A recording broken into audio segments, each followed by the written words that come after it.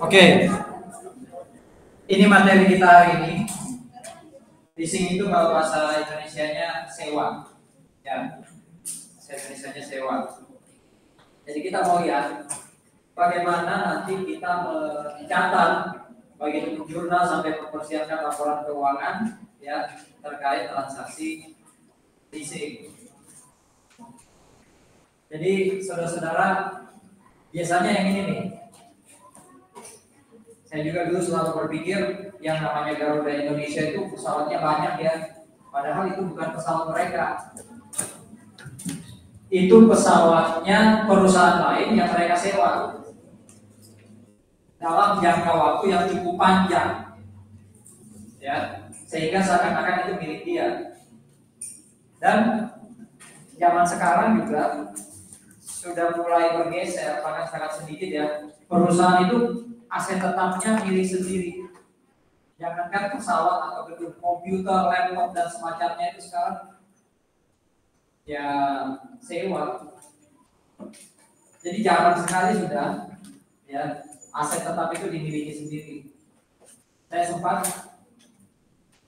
lupa ya, 2 atau 3 tahun lalu kami sempat mau melakukan leasing atas laptop atau komputer untuk pensiun, tapi belum disampaikan karena memang mahal dan jangka waktunya cukup panjang. Kalau beli ringkas, walaupun kalau dihitung-hitung jauh lebih murah leasing.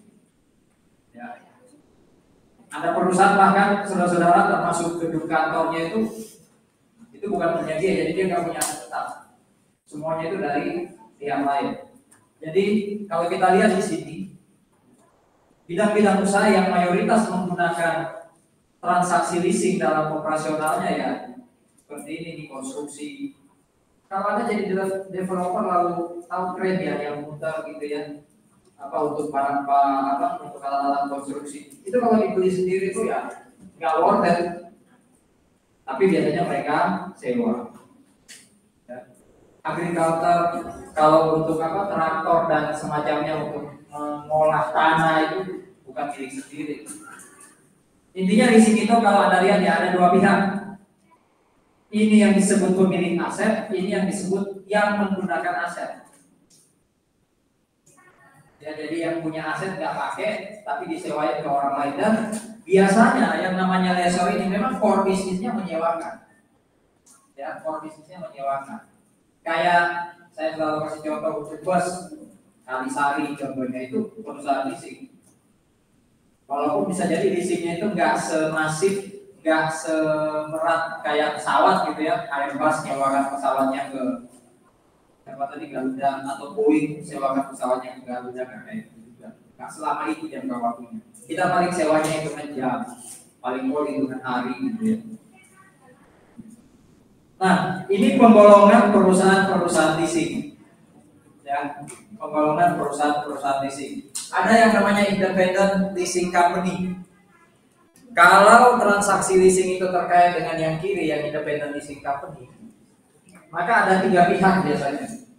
Lessor leasing tetap ada, ya, lessor leasing tetap ada. Tapi biasanya lessor ini bisa dapat barangnya itu dari supplier. Jadi ada pihak supplier yang terlibat di dalamnya. Nah, kalau kaitannya dengan independent leasing company, maka lessor ini biasanya lembaga keuangan. Jadi sebenarnya dia tidak punya aset. Tadi kan saya katakan, lessor itu adalah pemilik aset, tidak? Atau belum tentu. Kalau hanya 2 pihak, iya, lessor bisa jadi pemilik aset. Tapi kalau ada pihak supplier, maka sebenarnya ini pemilik aset. Lessor ini yang membantu lessee untuk bayar ke supplier. Jadi lebih panjang transaksinya nanti. Nah di AKM 2 kita hanya pakai yang 2 pihak, lessor dan lessee. Berarti lessor ini adalah yang punya aset sekaligus juga membantu pembiayaannya lessee. Kalau di sini supplier ini yang sebenarnya punya aset, lessee yang pakai, lessor ini bantu pembiayaannya. Jadi mungkin gambaran kasarnya ya, lessor ini langsung bayar ke supplier biaya sewanya selama 4 tahun. Ini langsung terima duit, lessee nyicilnya ke lessor. Jadi everybody happy. supplier dapat uang di muka, ya, lessee bisa pakai aset, lessor bisa main apa? Main margin atau jual di bunga. Ya. Kalau yang tengah atas itu captive lessor ya biasanya yang bermain dalam satu grup yang sama ya. Jadi lessee-nya ya dan juga lessornya maupun suppliernya itu sebenarnya bermain dalam satu grup yang sama. Utamanya yang supplier dan lessor ini grup yang sama. Kalau yang di kanan ini tetap lessor lessee, jadi lessor ini punya aset sekaligus pembiayaan, tapi ada broker sebagai penghubung. Ini nggak harus lembaga keuangan, ya ini nggak harus lembaga keuangan. Nah, kita lebih banyak ke sini, tapi tanpa supplier. Jadi lessor dalam contoh-contoh kita itu juga supplier sekaligus lembaga keuangan. Itu ya, itu yang mau kita lihat hari ini. Ini sih contoh-contoh perusahaan yang punya atau yang terpapar ya yang bertransaksi di sini. Yang kita kenal sudah nggak ada ya. Kalau di Indonesia kalau nggak salah diambil alih oleh Transmart, tapi juga Transmart lagi goyang, banyak yang tutup gitu ya. Apalagi ya ini Marks and Spencer, ini sering McDonald's ya. Ini perusahaan-perusahaan yang pakai mekanisme sewa. Paling gampang kalau ada punya biaya untuk franchise McD, tanah atau bangunan yang ada tempati untuk usaha itu nggak usah dibeli, untuk sewa aja. Karena kan belum tentu leasing franchise-nya itu bertahan, bisa jadi diputus gitu. Kalau diputus ada sesuatu yang beli tanah dan bangunan kan juga rugi. Ya. Nah, ini ada bank kan di situ, ya. Bank yang banyak bermain di pasar leasing. Dia kan harus punya aset, tapi itu tadi dia supply ke lessor, sementara dia dapat pelunasannya dari leasing. Atau perusahaan yang memang bergerak atau core bisnisnya di bidang leasing, itu 31%. Jadi dia memang beli aset untuk nanti disewain atau pihak independen. Ini ya yang pihak terkaitnya ya. Jadi ada bank. Oke, kenapa sih nggak beli langsung aja? Kenapa nggak asetnya baik itu bangunan, tanah maupun juga equipment itu dibeli aja langsung, baik secara tunai maupun kredit? Kenapa harus dalam tanda kutip sewa? Yang nomor satu itu mungkin dibandingkannya dengan membeli secara kredit ya. Kalau beli secara kredit bisa jadi bunganya nggak fix.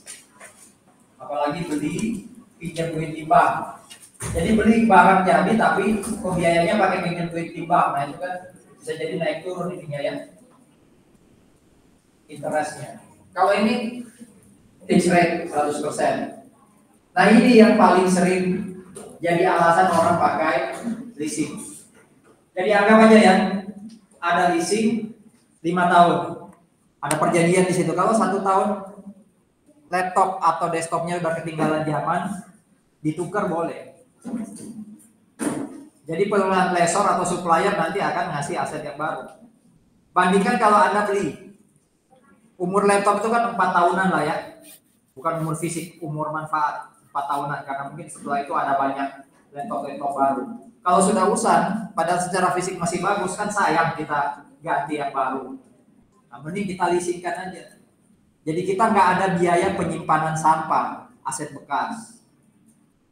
Puskom kita, PT IKA yang di lantai 4 ya, kalau di gedung tengah itu dia di lantai 3 atau 4. Itu dulu banyak sampah-sampah desktop, sampah-sampah laptop yang akhirnya kan diputuskan untuk ada yang dilelang, ada yang disumbangkan gitu ya.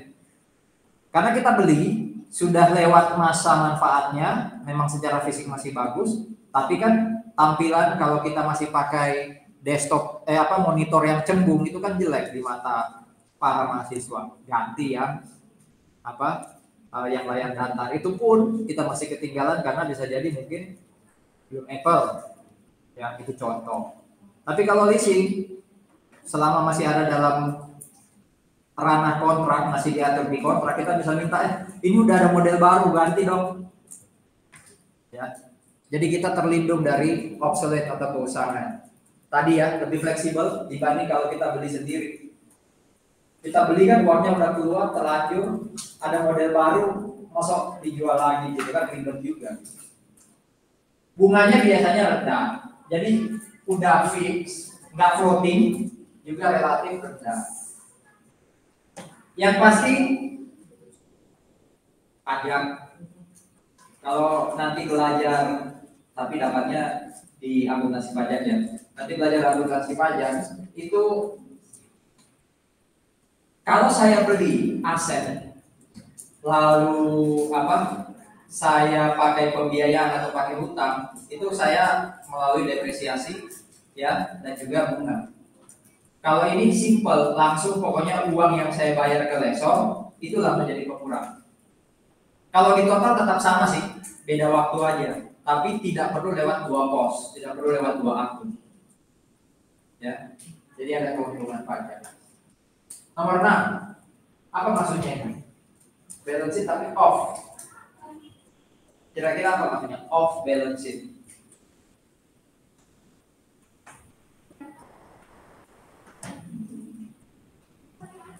Yang pasti saya bisa pakai aset, tapi nggak perlu aset tadi masuk di balance sheet saya.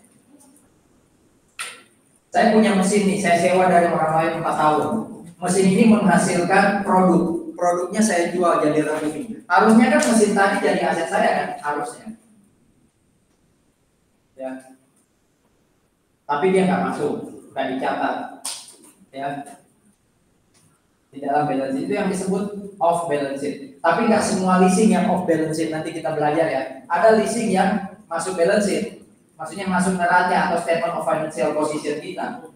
Ada leasing yang itu tadi saya bisa pakai mesin, ya, tanpa saya nyatat dia di balance sheet. Yang hutang sewanya nggak perlu saya catat di balance sheet atau statement of financial position. Oke.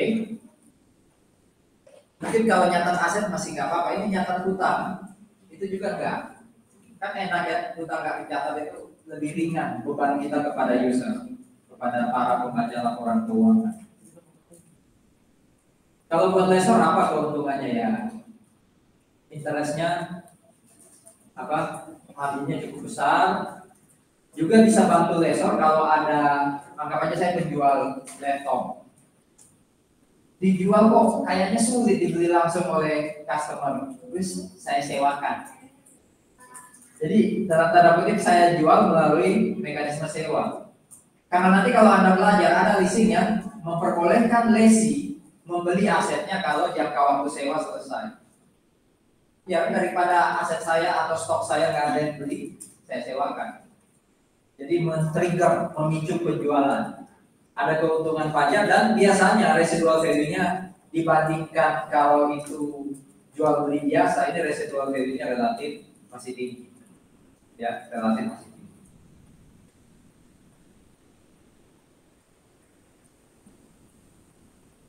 Nah, lesi, saudara-saudara, ini orang yang nyewa ya, yang pakai asetnya ya. Itu perlakuan akuntansinya mengatakan gini. Terjadi transaksi yang memindahkan hak, bukan legalitas. Saya punya laptop, saya pinjamkan ke Anda. Tetap ini milik saya secara legal. Tapi Anda punya hak pakai laptop ini sesuai kontrak. Jadi yang berpindah haknya. Ya. Hak untuk apa? Mengendalikan laptop ini. Kan mirip kayak Anda beli laptop, beli sendiri, Anda kan bisa mengendalikan sendiri juga, kan mirip ya. Jadi Anda sewa, Anda bisa kendalikan sepenuhnya. Anda beli, Anda juga bisa kendalikan sepenuhnya. Jadi mirip kan. Ya. Walaupun bedanya apa? Kalau Anda beli, legalitas di Anda, hak milik di Anda. Kalau sewa, legalitas masih di saya sebagai lesi. Ya. Nah, sekarang pertanyaannya adalah, tadi saya bilang ya, coba Anda bayangkan ya, Anda beli laptop, Anda beli mobil, itu kan bisa Anda kendalikan, legalitas ada di Anda. Tapi kalau Anda sewa laptop atau mobil, yang Anda lakukan hanya, atau keuntungan Anda hanya dapat hak. Haknya sama kayak Anda beli, bisa Anda pakai sesuka Anda dalam tanda kutip. Tapi legalitasnya masih di lesor. Itu bedanya. Nah, dalam praktiknya ada perlakuan akuntansi pilihannya kayak gini. Apakah lesi harus melakukan kapitalisasi atau tidak? Kapitalisasi ini dasarnya kapital, modal. Artinya apa? Kalau dikapitalisasi berarti aset yang disewa lesi itu diakui oleh lesi di laporan keuangannya. Jadi aset lesi. Loh Pak, bentar, katanya tadi yang berbeda hanya hak, legalitas tidak. Nah, akuntansi itu tidak semata-mata lihat legalitas, lihatnya substansi. Lihatnya intinya apa sih? Kan intinya sama kayak beli aset kan? Anda beli aset Anda bisa pakai sesuka Anda dalam tanda kutip.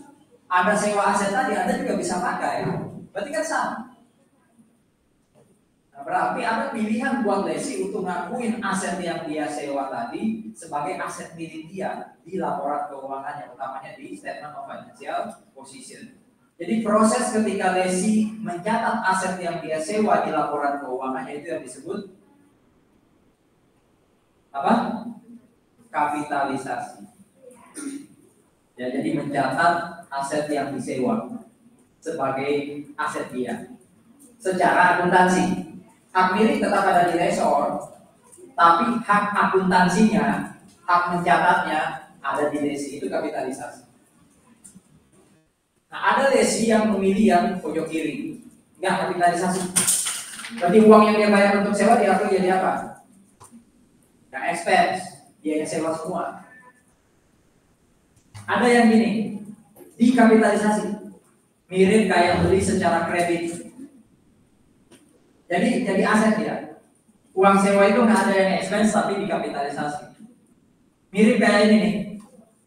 Kapitalisasi untuk seluruh, tapi hanya leasing jangka panjang. Berarti kalau leasingnya 1 tahun ke bawah, expense. Ada lagi yang ini. Leasing hanya dilakukan atas, kapitalisasi hanya dilakukan atas leasing yang penaltinya cukup besar. One prestasi itu maksudnya gini, kalau saya lambat bayar, ya itu penaltinya gede. Nah, untuk transaksi leasing yang sanksi atau penaltinya gede kalau saya lambat bayar, itu aja yang dikapitalisasi. Jadi ini pilihan-pilihan yang dalam praktek dilakukan oleh lesi. Nah, sekarang pertanyaannya, iForce atau PSAK ngaturnya gimana sih soal leasing ini? Apakah lesi harus mengkapitalisasi atau lesi harus mencatatnya sebagai biaya sewa, beban sewa? Itu yang mau kita lihat. Apa katanya? Balik kiri harus dikapitalisasi. Defaultnya itulah ya, ingat-ingat ya, transaksi sewa kalau lesi nyewa dan dia bayar uang itu sama dengan dia beli aset. Berarti asetnya sekarang ada di lesi. Secara akuntansi, apakah lesi dapat hak milik atau enggak, itu enggak dipedulin oleh akuntansi. Ya. Kecuali 2 kotak ini. Berarti kalau 2 kotak ini, apa jadinya? Expense. 1, jangka waktu sewa kurang dari 1 tahun. Berarti 1 tahun ke atas, kapitalisasi. 2, ini sifatnya atau sih ya, nggak harus dua-duanya. 5.000 kali sekarang 15.000 berapa? 15 kali 5, 75. 75 juta? Kalau dirupiahkan? Ya. Jadi kalau sewanya sekitar 75 juta rupiah, ya, ke atas. Tapi kalau kurang dari 75 juta, wis expense saja. Karena kalau dikapitalisasi jadi aset, apa siklus akuntansi lanjutan yang harus dilakukan terhadap aset tadi? Yang akhir tahun harus diapakan? Disusutkan. Kan beban lagi ya. Kalau expense sudah langsung expense jadi expense. Kalau itu dicatat dulu jadi aset, jadi expense, jadi expense. Kalau ini nggak bayar expense, nggak ada lagi aset. Itu ya. Jadi intinya ini defaultnya. Kecuali 2 kotak tadi. Oke. Itu yang harus diingat. Nah, nanti kita lihat bagaimana cara mencatatnya sekarang.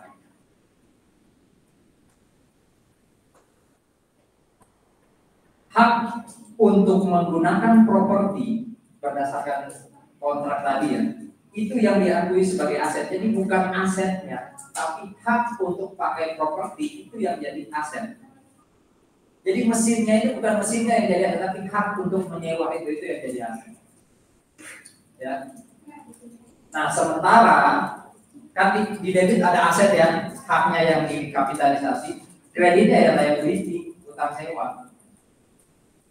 Biasanya kalau di kontrak 4 tahun gitu ya, ya berarti saya kan berhutang ke Anda untuk bayar paling enggak 4 kali pembayaran.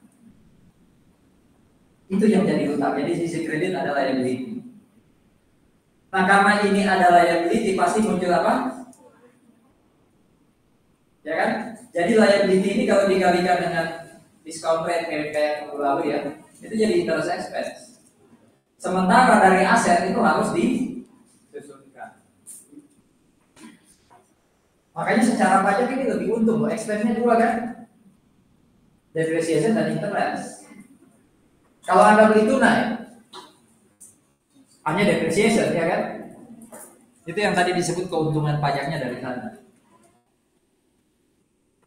Jadi ini dikapitalisasi, ini lanjutannya nih. Asetnya itu hak, liability-nya itu karena saya harus bayar, ya. Ada interest expense atas liability, asetnya harus didepresiasi.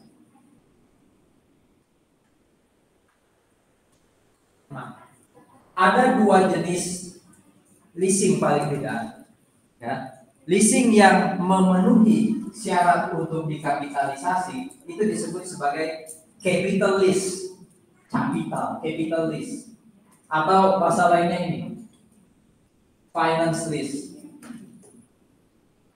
Jadi capital lease, finance lease, sewa guna usaha dengan hak opsi itu sama intinya. Semuanya harus dikapitalisasi, semua harus diakui jadi aset. Sementara yang masuk pengecualian ini, yang tidak dikapitalisasi, yang tadi dicatat jadi expense itu namanya operating lease. Jadi paling tidak ada dua leasing yang besar, yang nanti kita lihat jurnalnya dan hitungannya kayak apa. Satu capital lease atau finance lease, dua operating lease.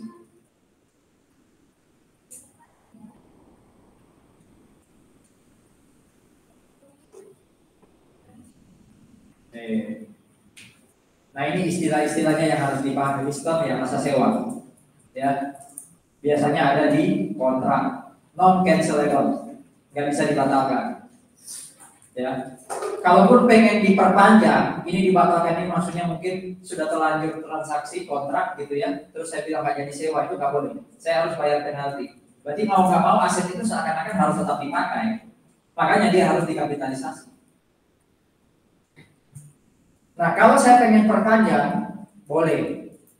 Tapi harus beli yang namanya opsi. Mirip kayak mau beli saham ada kertas yang namanya option yang kita pernah pelajari minggu lalu ya. Ini juga ada option untuk memperpanjang. Nah, ini ada harganya lagi. Ya, ini ada harganya lagi.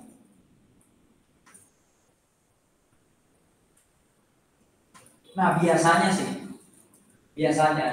umpama ya, saya sewa pertama kali harganya per tahun saya harus bayar 20 juta. Nanti sudah lewat lease term anggap aja 5 tahun, itu bisa jadi nilai sewa yang ingin saya perpanjang pakai option ini itu turun jauh. Mungkin tinggal 2 juta atau 3 juta. Ya.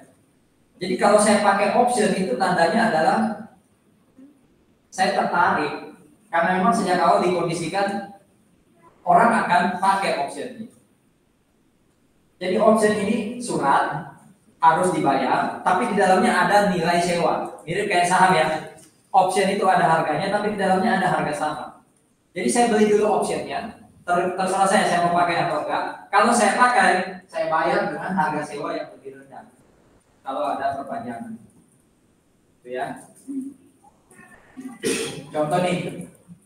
Dia nyewain 2 tahun, ya, dia nyewain 2 tahun dan bisa dilanjutkan penyewaannya untuk 2 tahun berikutnya. Kalau dilihat perbandingan sewa 2 tahun pertama dengan 2 tahun berikutnya per bulan 10% ya, ini logikanya nggak mungkin ditolak lah. Jadi bisa dibilang sebenarnya lease term-nya itu 4 tahun secara substansi. Ya.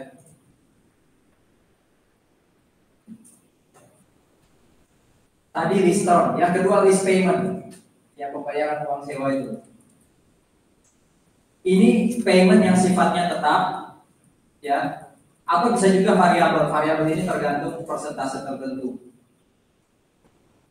Nah, sama seperti kita beli aset sendiri, itu biasanya aset itu ada yang namanya residual value atau salvage value atau nilai sisa.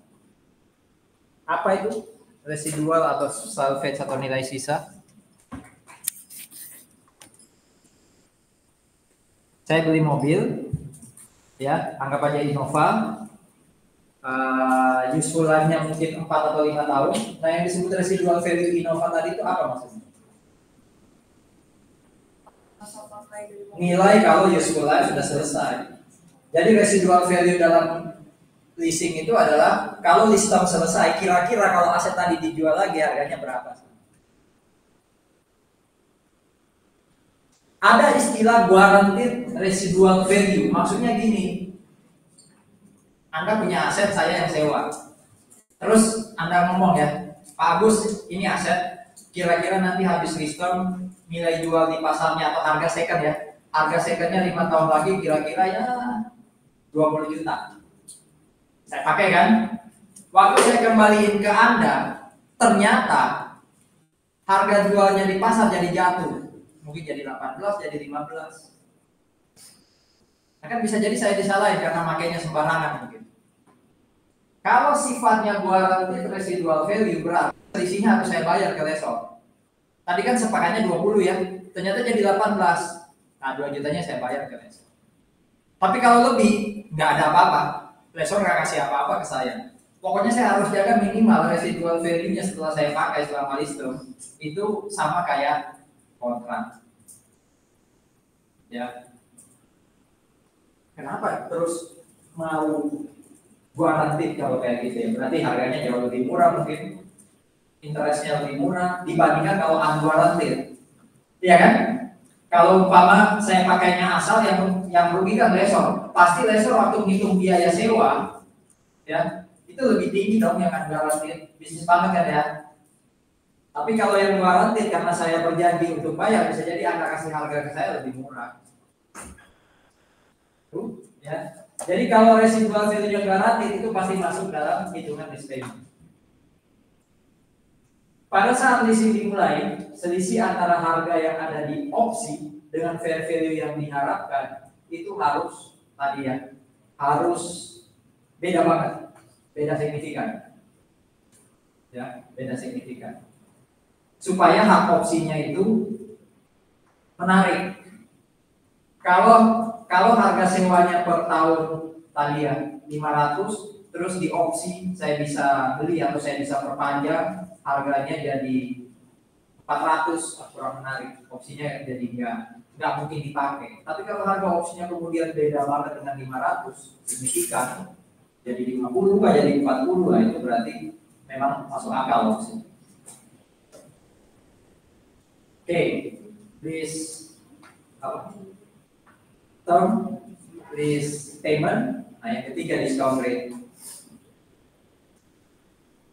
Terus ada leasing itu kayak gini. Kalau saya lihatin Anda pasti sudah langsung tahu kan, Anda sudah sangat ahli.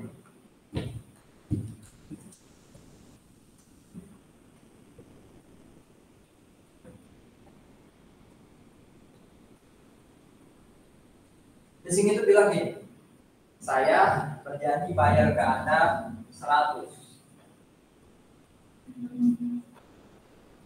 1, 2, 3, 4, 5 kali pembayaran. Ya.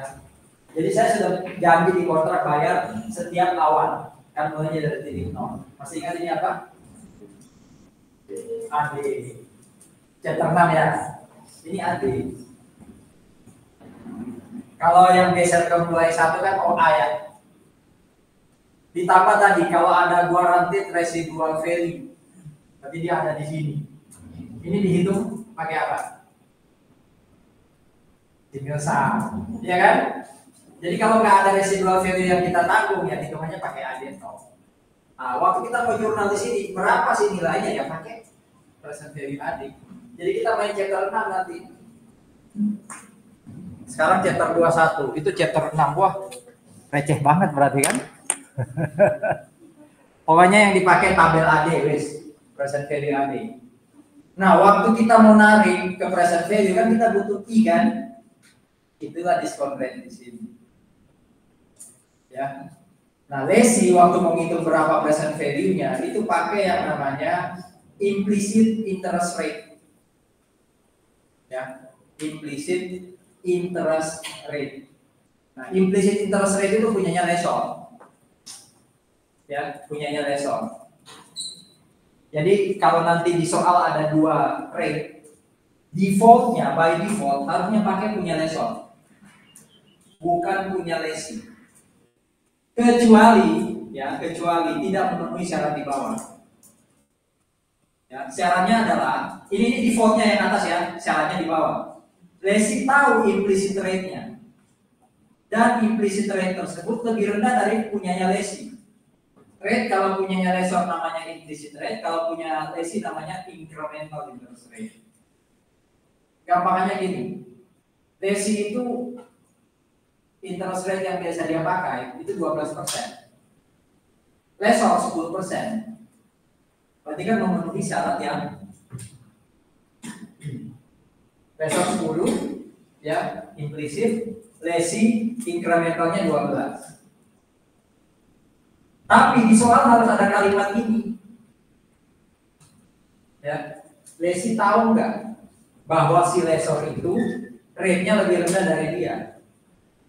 Logikanya kan kalau di praktek ya, Lesi mau present value kan, terus dia nggak tahu punya Lesor, ya pasti dia pakai punya siapa? Punya dia sendiri kan. Jadi Lesi harus tahu. Walaupun punya Lesor di soal itu 10, Lesi 12, tapi di situ ada kalimat Lesi tidak mengetahui. Ya sudah pakai punya Lesi terpaksa. Pak, bentar Pak. Lesi memang nggak tahu, tapi kan saya tahu Pak, saya baca soalnya. Bukan Anda jadi penentunya ya, tapi apakah Lesi tahu atau enggak? Paham ya maksudnya ya? Jadi kalau punya Lesor lebih rendah, by default dia yang harus dipakai. Kecuali Lesi tidak tahu. Berarti pakai punya Lesi. Gini aja kita janjian, kalau di soal tidak ada kalimat apapun, kita asumsi Lesi tahu. Ya. Jadi kalau ternyata punya Lesor lebih rendah, pakai punya Lesor, wis gitu aja. Tapi kalau di soal jelas-jelas Lesi tidak tahu, ya sudah tutup mata pakai punya Lesi. Oke, itu ya. Entah pakai implicit atau incremental tergantung kondisi. Nah, udah mulai masuk ilustrasi. Kan kita senang ya kalau udah teknis ya. Kalau konsep, tinggal tuh ya. Kamu kok mirip ya? Kakak ada ya? Kalian berdua. Oh iya, jodoh.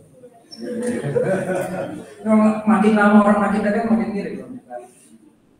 Jadi kalau pengen mukanya mirip terus, dibuat permanen ya. Tapi diselidiki, jangan-jangan kalian punya hubungan darah.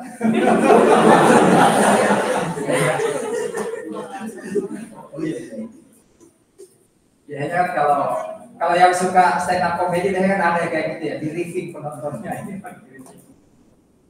Oke, ada dua ya, CNH Capital dan Ivanhoe, NLD dan CAN. Kita belum tahu mana yang Lesor mana Lesi ya. NLD dan CAN tanda tangan perjanjian leasing 1 Januari 2019 yang mewajibkan CNH ini ada juga ya anak perusahaan CNH untuk menyewakan equipment ke Ivanhoe. Oh ini berarti yang di tengah atas tadi kan dalam satu grup itu ya. Ya kan ada Lesor Lesinya satu supplier dan Lesornya satu grup, terus ada Lesi. Jadi CNH ini induknya NLD. Si NLD ini punya perjanjian dengan CAN di mana nanti asetnya CNH ini disewa oleh Ivanhoe. Ya, disewa oleh CAN. Mulai 1 Januari 2019. Jadi Ivanhoe Lesinya, CAN itu Lesinya. Lease term-nya 5 tahun. Perjanjian leasingnya non cancelable, jadi nggak boleh dibatalkan. Kalau batal saya tetap harus bayar, atau ada penalti yang cukup besar, di mana rentanya sama setiap tahun, yaitu 27/11. Jadi ganti ini dengan 27/11. Ya, 5 kali sama ya. NWTJ. Kalau tidak ada keterangan ini, selalu pakai asumsi NWTJ. Karena jarang sewa itu bayar di belakang, ya enggak? Uang kos bayar di depan ya, Mel ya. Bayar di depan, jadi kita bayar itu untuk masuk, bukan setelah kita pakai. Kalau bunga itu di belakang, OA bunga. Tapi kalau sewa itu ada. Bisa sih kalau mau dibuat soal OA, tapi kan kurang realistis. Equipment tadi per 1 Januari 2019 itu harga di pasarnya 100.000. Jadi kalau si CNH atau CAN jual, itu dia sebenarnya bisa dapat 100.000. Cuma dia memutuskan untuk disewakan. Ya. Estimasi masa manfaat 5 tahun, jadi sama kayak lease term. Jadi lease term selesai, aset ini sebenarnya di pasar ya sudah nggak begitu berharga. Makanya harga secondnya nanti 5.000. Apa ini? Garanti pelatih Ivanhoe kalau sampai dia balikin ya ke siapa? Ke CNH atau NLD di bawah 5.000 dia harus bayar. Selisihnya dia harus bayar.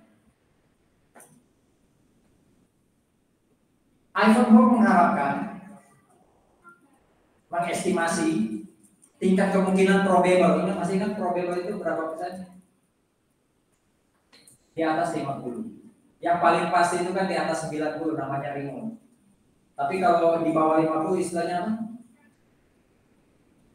Di bawah 50 possible. Ya, yang paling kecil itu yang paling atas tadi certain, yang paling bawah remote. 0 sampai 5, 0 sampai 10 itu remote, jarang sekali. Sementara yang pasti itu namanya certain. Nah, kita main kalau nggak probable ya possible.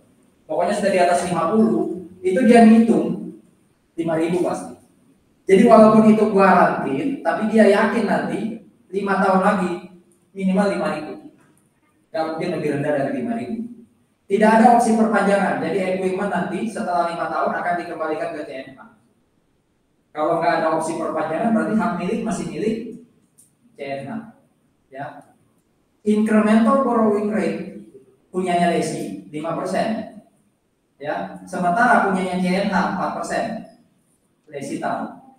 Ya, berarti kita pakai 4%.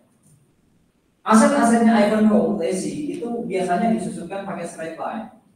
Nanti kalau ada aset dari leasing, ya itu disusunkan pakai straight line aja. Sekarang kita nggak lagi belajar penyusutan, jadi pilih yang paling simpel. Ya. Sekarang kita jadi Ivanhoe, kita jadi siapa tadi? CAN ya, kita jadi CAN. Saya itu harus bayar 20.711 nih sepanjang ini. Kira-kira berapa nilainya di sini?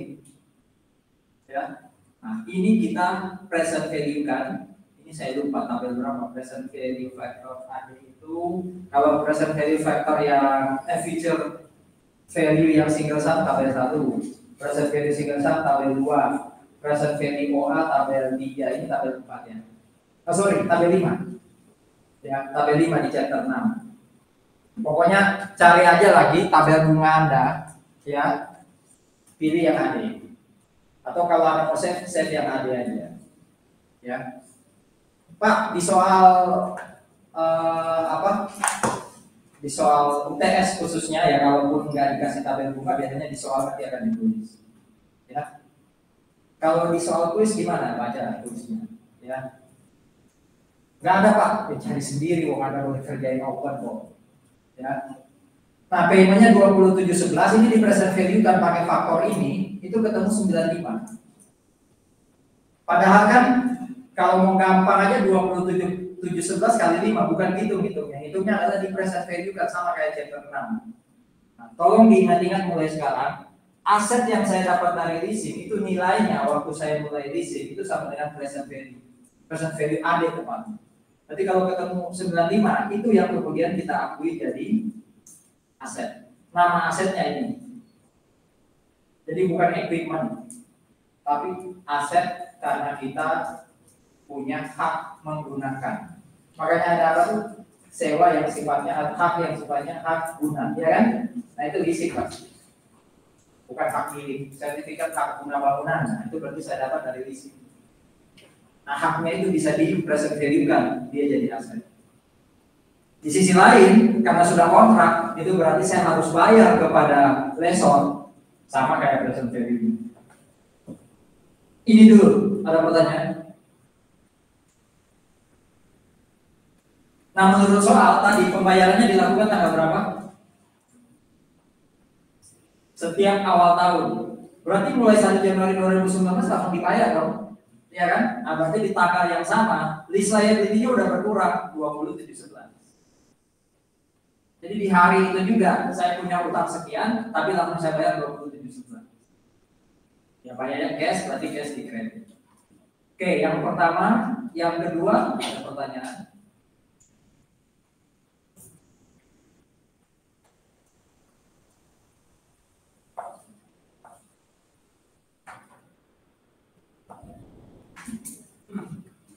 Lanjut ya. Ini tabel amortisasi. Mirip kayak amortisasinya bonus. Ya. Bonus. Jadi ini amortisasi transaksi leasing. Kolom pertama itu isinya sama, yaitu jumlah yang dibayar setiap tahun. Tadi kan disebutkan 20.711, nah isinya sama. Selama 5 kali. Ya, selama 5 kali. Kolom kedua itu interest.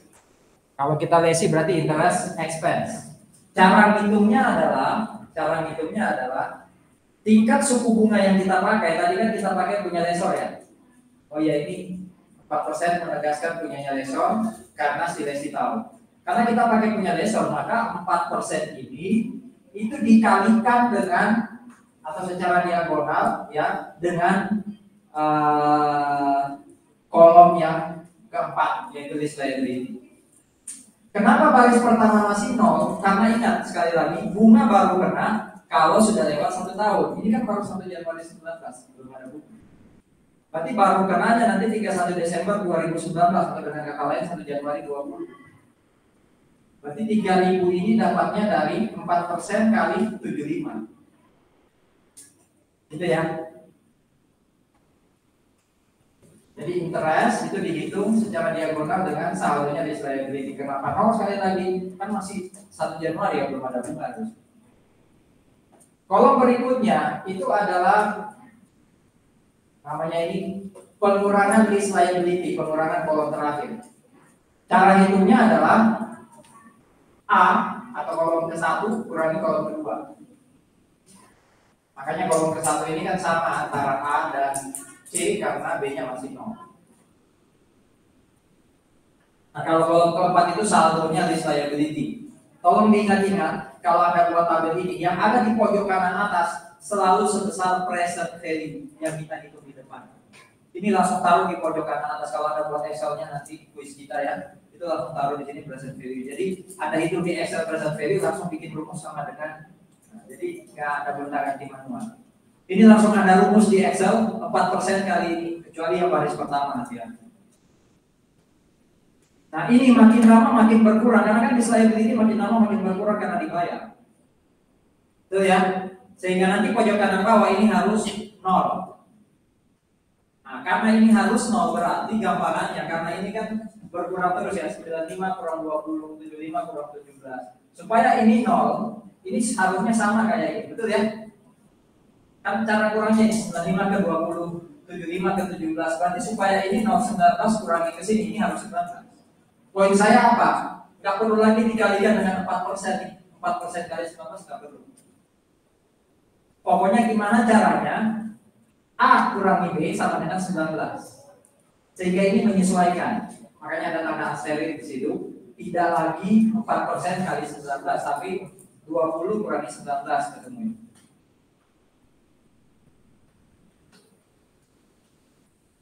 Coba dilihat, dipahami,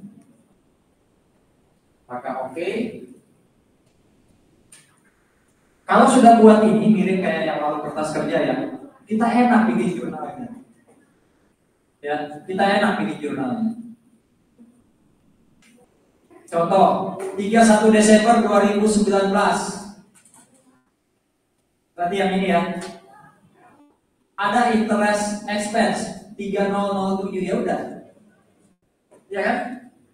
Jadi interest expense 3007 muncul di sini.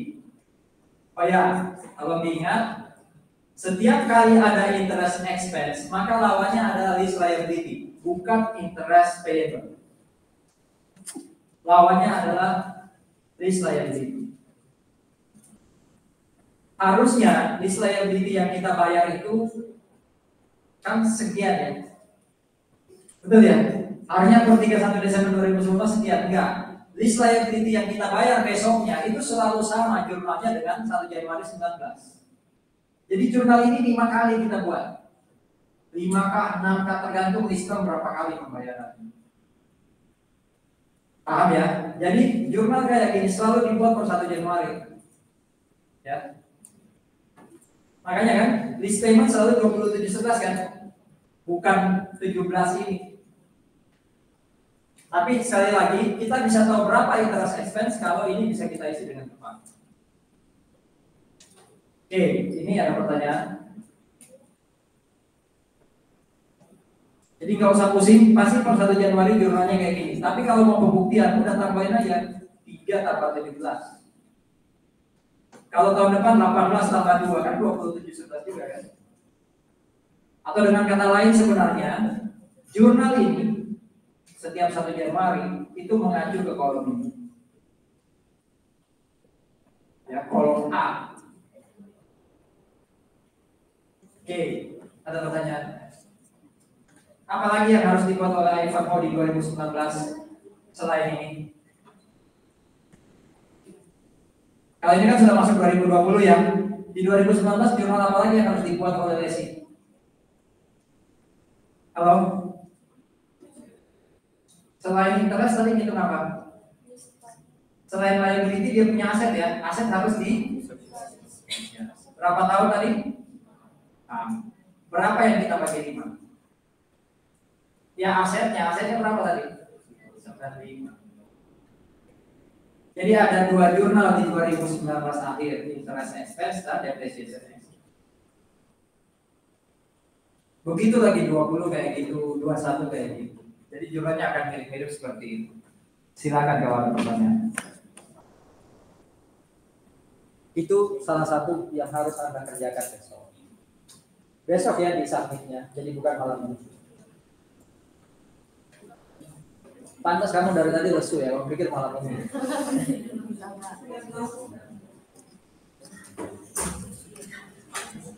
Besok jam 9 ya, jangan telat. Saya belum download yang minggu lalu. Ya. Semoga nggak ada yang telat. Oke. Nah, jurnalnya akan mirip-mirip kayak gini ya. Setiap tahun akan berulang terus. Tapi nanti di akhir sistem, di 1 Januari 2024, ya, kalau Ivanhoe beli equipmentnya dari CNH, jadi akan buat jurnal equipment to cash 5.000. Kalau nggak beli, nggak ada jurnal ini, ya, nggak ada jurnal ini. Jadi jurnalnya berhenti di kayak gini nih.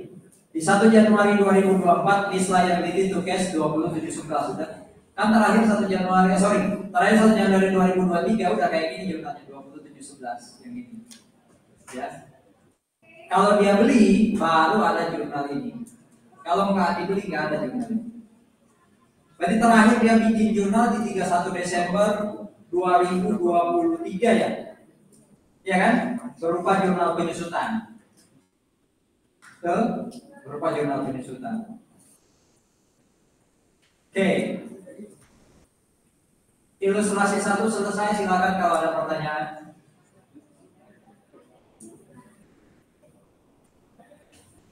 Sekarang ilustrasi 2. Sama pelakunya ya, NLD, CNH dan CAN ya, CNH dan Ivanhoe. CNH jadi lesor, Ivanhoe atau CAN jadi lesi. Sama kayak ilustrasi 1, plug. Bedanya ini. Kalau tadi ya dan si lesi menghitung, saya bisa kok nahan di angka 5.000 residual value-nya. Ini setelah dia hitung 3.000. Dan 3.000. Berarti kalau dia hitung ternyata 3.000 dan dia ngebut banget pengen pakai aset ini, ya berarti mau nggak mau dia akan mengestimasi di titik akhir. Sudah saya hapus ya. Di titik paling kanan ini dia harus ngasih duit berapa ke lesor. Halo, kalau asetnya sudah kembali nanti ke lesor, dia harus ngasih duit berapa? 2.000. Berarti 2.000 ada di titik paling kanan, sifatnya single sum. Itu harus di present value-kan juga ke sini. Jadi selain mempresent value-kan yang 2711, juga harus mempresent value-kan yang 2.000.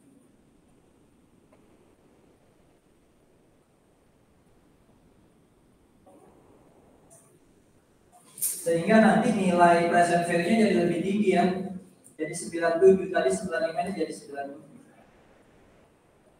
Nah, ingat-ingat nilai present value ini yang nanti akan masuk jurnal pertama kali. Pasti. Dan itu yang akan masuk di tabel di pojok kanan atas. Sudah pasti. Yang berbeda dengan yang tadi adalah di baris ke-6, ingat 5 kali itu kan 1, 2, 3, 4, 5 itu diskon. Tapi kalau sampai si lesi mengestimasi ternyata memang lebih rendah gitu ya estimasinya, maka di sini harus ada 2.000. Di waktu aset dibalikin ke lesor. Dibalikinnya kan 1 Januari 24 ya, atau akhir Desember 23 kan? Kan dipakai 19, 20, 21, 22, 23. Berarti balikinnya kan 1 Januari 24. Nah, di situ ada 2.000. 2.000 itu apa? Selisih antara estimasinya lesor dan estimasinya lesi. Apakah pasti nanti 3.000? Belum tentu. Berarti kalau nanti nggak 3.000 Pak, ya berarti nambah lagi si lesi. Tapi kan kita belum tahu, kita baru ada di tanggal segini loh. Kita tidak ada di tanggal segini. Yang mau kita jurnal itu kan kita lagi di tanggal ini, 1 Januari 19. Oke, jadi yang berbeda adalah hitungan present value-nya ditambah dengan tabelnya bukan hanya 5 baris, tapi ada baris ke-6 yaitu pembayaran selisih residual value. Berarti kalau residual value-nya ternyata dihitung lesi 0, ya udah ini 5.000. Gitu ya. Kalau sama, ya nggak ada yang bawah. Sama kayak ilustrasi 1. Ini jurnal-jurnalnya nanti bisa dilihat. Ya. Kalau jurnal 1 Januari 2024 kira-kira kayak gimana? Jurnal 1 Januari 2024.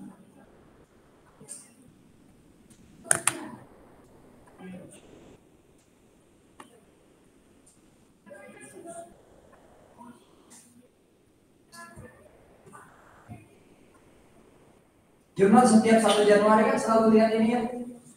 Betul ya? Berarti apa jurnalnya 1 Januari 2024? Lease liability itu seberapa? Pak, ini kapan diakuinya? Ini kapan diakuinya? 2023. Ini diakui di 31 Desember 2023. Interest expense to lease liability 76,8. Ya. Kalau tadi kan tidak ada lagi interest expense di 31 Desember 23 kan? Sekarang ada. Nanti di 1 Januari 24 jurnalnya ini. Ada lagi nggak jurnal 1 Januari 24? Ada lagi kalau ternyata dia beli asetnya. Kalau siapa lesi beli asetnya, berarti yang di jurnal lesi gimana? Asumsinya dia bayar selisih residual value tapi aset dia beli juga. Jumlahnya resi gimana? Equipment tuh berapa? Hah? 5.000 apa 3.000? 5.000 apa 3.000? Kan dia hitung tadi nilainya akan 3.000 ya, berarti dia bayarnya 3.000. Kalau 5.000 berarti dia keluarin biaya tambahan lagi 2.000 ya. Kan dia sudah bayar di sini, sudah ditanggung di dalam transaksi leasing. Jadi 3.000. Saatnya dia beli. Ya. Ilustrasi 1 dan 2 selesai, ada pertanyaan?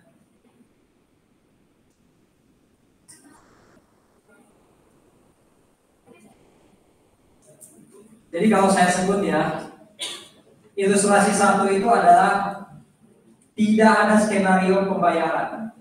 Kalau ilustrasi 2 itu skenario pembayaran. Ya.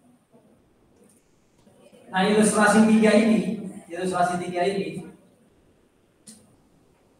ini sambungan sebenarnya, ya, sambungan sebenarnya dari ilustrasi 2.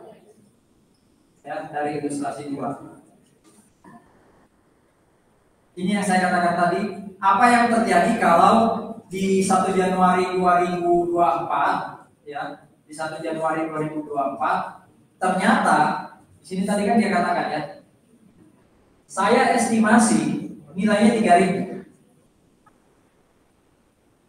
Estimasi ini kan mengakibatkan dia harus bayar 2.000 kan? Apa yang terjadi kalau nanti 1 Januari 24 nilainya nggak 3.000, lebih rendah lagi? Nah, itu yang ada di ilustrasi 3. Ternyata nilainya berapa? 0. Ya logikanya berarti dia harus nambah lagi ya kan? Nambah lagi berapa di situ? 3.000. Ya.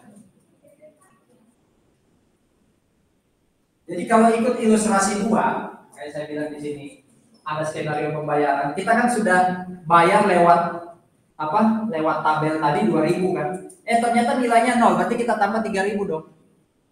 Yes. Nah, debitnya loss. Ya, debitnya loss.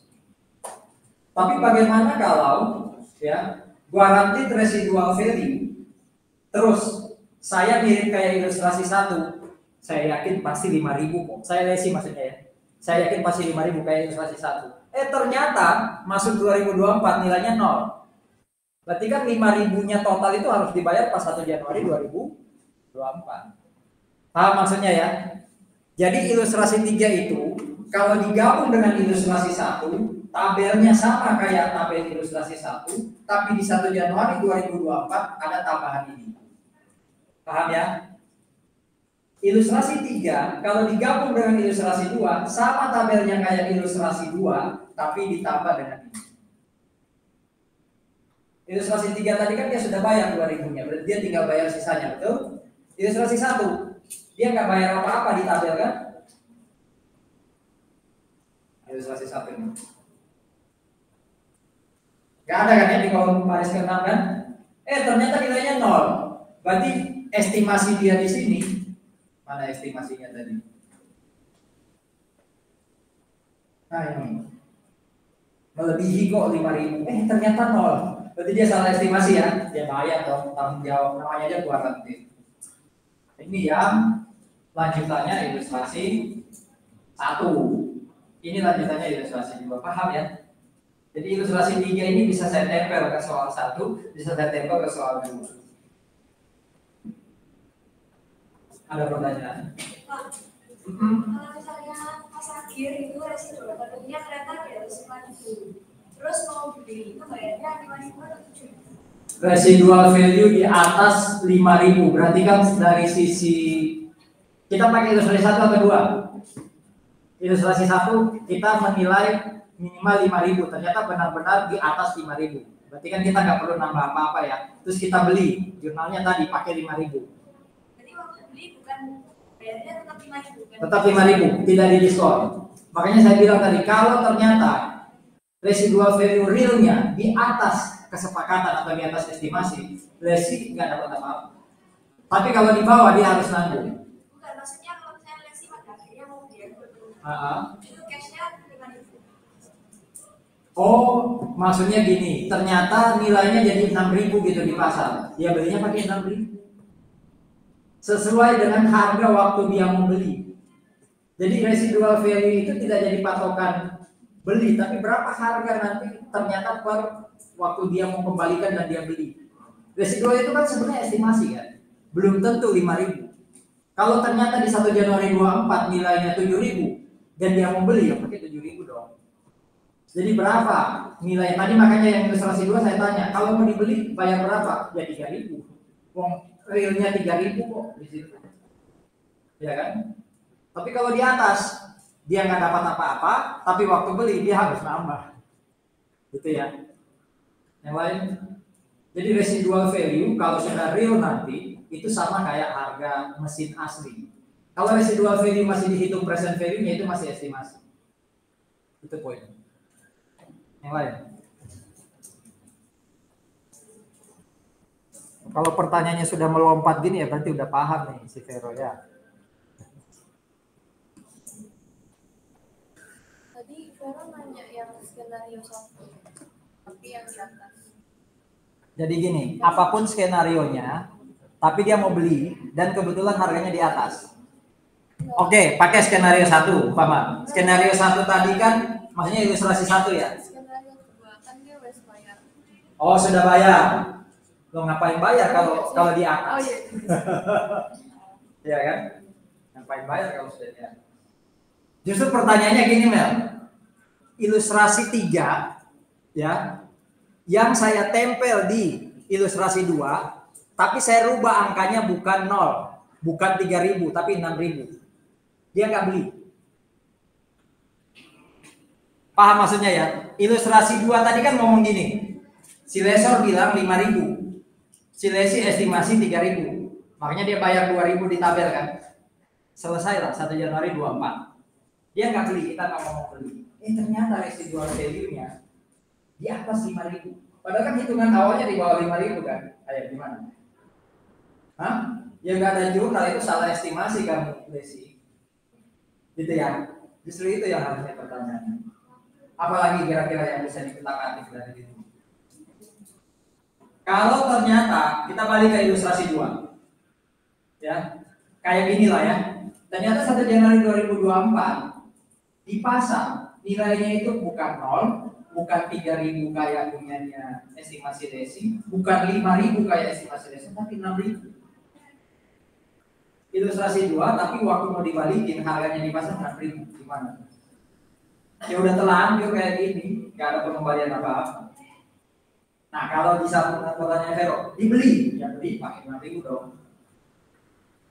Gitu ya. Kan dia mau beli nih, ya dia keluarin 6.000 karena harganya kan di pasar 6.000. Yang lain? Kalau misalnya yang diestimasi sama resi kan bisa 3.000, tapi yang disebut kan cuma 5.000, kan dendanya 2.000. Nah, kalau misalnya pengen dibeli, berarti sama 3.000 Pak, nggak harus 5.000 gitu Pak. Nah, lesor bilang 5.000, lesi bilang 3.000, dia udah bayar 2.000 di tabel tadi ya. Terus dia mau beli kan? Ya, berapa sekarang harganya di pasar? Waktu benar-benar real. Kamu pakai angka berapa? 3.000. Misalnya nilainya 5.000, dia bayar 5.000.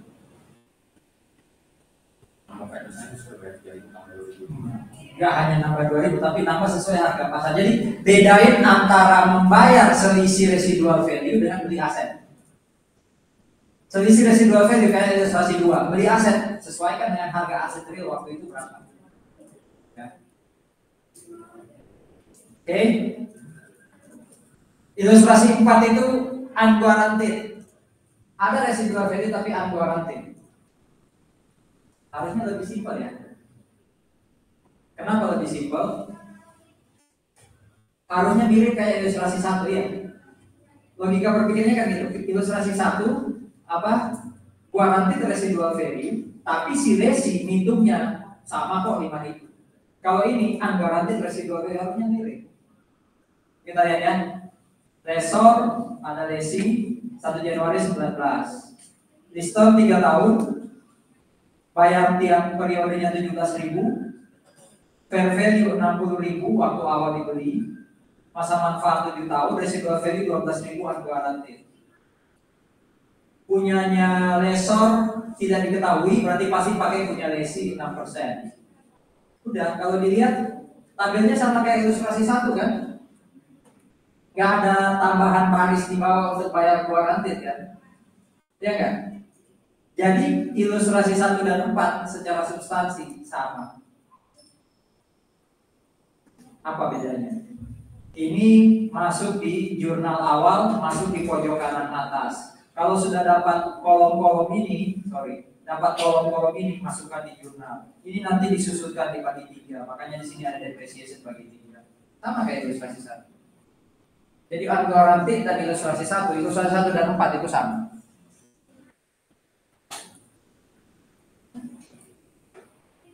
Ada pertanyaan? Sudah sampai 4 ilustrasinya.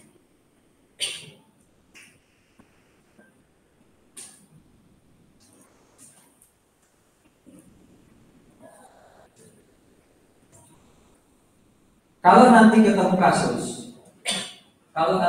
kasus, seandainya nih ya, saya ambil langsung ilustrasi 4 aja contoh. Di sini ternyata present value yang dihitung lesi 49924. Di sini kan katanya fair value-nya waktu terjadi leasing berapa? 60. Bagaimana kalau angka 60 ini saya ganti jadi 40.000? Jadi dihitung kayak tadi, ketemu 49. Tapi ternyata harga mesin ini di pasar itu cuma 40.000. Berarti lesi kalau mau beli lebih murah harusnya. Cuma dia harus tunai 40.000 kan. Kalau ini kan dia bisa cicil. Kalau itu yang terjadi, walaupun dihitung present value-nya 49, maka dia harus menjurnal, termasuk harus naruh di pojok kanan itu 40.000. Saya ulang ya. Kalau lesi sudah hitung present value-nya kayak gini, ternyata harga di pasar itu aset tadi per 1 Januari 19 lebih rendah, maka dia pilih angka yang lebih rendah. Tadi kan saya tulis 40.000. Berarti walaupun hitungan present value-nya sekian, yang masuk jurnal 40, yang masuk kolom sini 40, yang disusutkan nanti 40.000 bagi 3. Karena ada isu tambahan ini. Present value dan fair value itu yang terendah lah yang harus dicatat sebagai aset dan liability. Tapi pertanyaannya dalam praktek, si lesi bisa tahu nggak fair value? Yang tahu kan lesor ya. Atau kalaupun lesi mau cari tahu ya, kira-kira mesin TNI itu berapa ya? Cari tahu kemana gitu, paling sekian. Kok bisa 49 ya? Ya bisa, tak beli aja langsung. Apa ya? Tapi karena dia nggak punya duit, terpaksa dia pakai leasing. Ya, jadi kalau nanti di soal saya ganti informasi di mana fair value aset per 1 Januari 2019 lebih rendah dari present value-nya, maka yang masuk ke jurnal itu fair value. Kalau di sini kan yang lebih rendah present value ya. Ini 49, tadi fair value berapa? 60. Berarti betul sudah 49 yang masuk. Ya. Isu tambahan lain, depresiasi. Kalau leasingnya, kalau dari tadi kita belajar sampai ilustrasi 4, itu tidak ada informasi hak milik berpindah. Ya kan? Tidak ada informasi itu kan? Ada bahkan yang mengatakan kalau sistem selesai, asetnya harus dikembalikan. Kalau nanti ketemu soal, ternyata hak milik berpindah, jadi nggak perlu dikembalikan. Nah, depresiasinya itu pakai useful life. Yang kita pelajari tadi ilustrasi 1 sampai 4 kan yang ini. Makanya kita susutkannya selama masa sewa.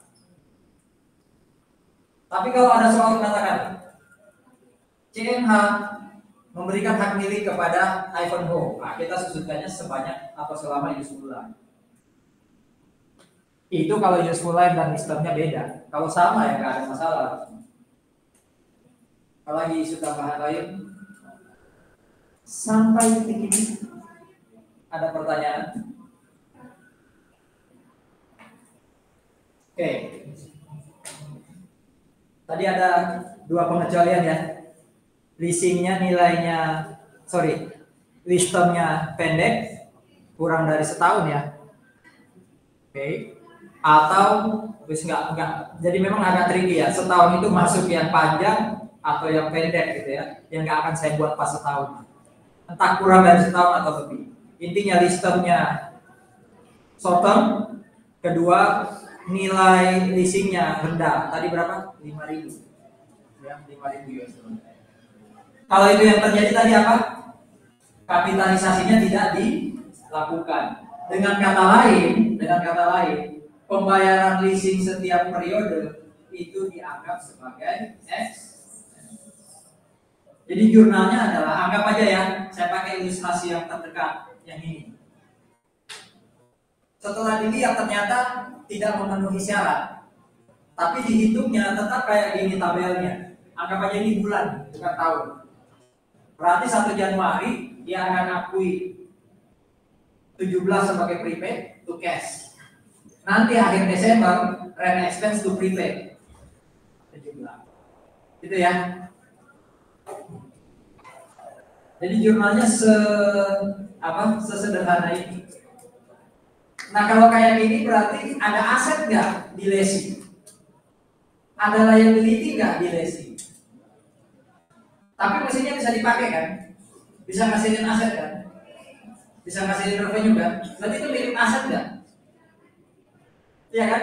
Nah itu yang tadi disebut sebagai off balance sheet. Jadi off balance sheet itu hanya berlaku kalau sewanya operating lease.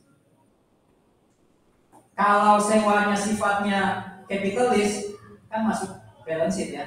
Itu bukan off balance sheet. Yang off balance sheet tadi di awal teorinya itu kalau operating lease karena kan nggak ada yang jadi aset, nggak ada yang jadi transaksi sewa tadi hilang, nggak diakui. Pak prepaid rent bukannya aset, loh kita bisa aja kan nggak menjurnal ini langsung rent expense to cash, boleh aja loh. Secara teori harus kayak gini jurnalnya, 1 Januari buat jurnal gini, 31 Desember kayak gini, ini jurnal penyesuaian. Tapi kalau dari awal saya buat rent expense to cash, boleh aja. Asal nanti 31 Desember nggak buat lagi rent expense, itu double. Agak-agak melanggar teori, tapi secara praktik dibenarkan karena lebih efisien. Ini harus buat 2 jurnal, dibanding buat 1 jurnal kan lebih murah 1 jurnal ya. Jadi tidak ada aset sama sekali kalau operating lease. Itulah off balance sheet. Tidak ada liability juga kan? Tidak ada liability. Resi selesai. Sebelum lanjut ke lesson, monggo loh.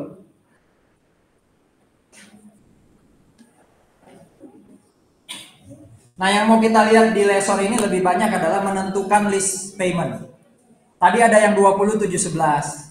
Betul ya? Ada kan soal ilustrasi saya 20/7/11 kan? Kita kan nggak tahu dari mana ngitungnya. Nah, kita melihat sekarang gimana sih lessor menentukan lease payment? Ya ujung-ujungnya ini hitungan bisnis lah.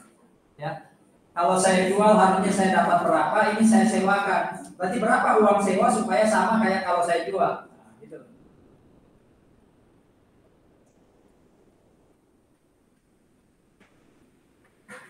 Ini teori aja ya bahwa waktu dia akan ngitung uang sewa, dia pakai rate. Namanya tadi kan implicit rate. Kalau punya rate siapa sebenarnya? Incremental. Yang pasti, walaupun dia ada rate yang tertarik, tetap lihat apa tuh ratingnya kreditur itu istilahnya. Ratingnya ya, ratingnya debitur, checking. Harus memperhatikan track recordnya si lesi. Kalau lesi sering ngeplang, jangan bertransaksi dengan dia. Wisdom dipertimbangkan, residual value dipertimbangkan, guaranteed atau unguaranteed. Ini tadi ya, ada finance risk, ada operating risk.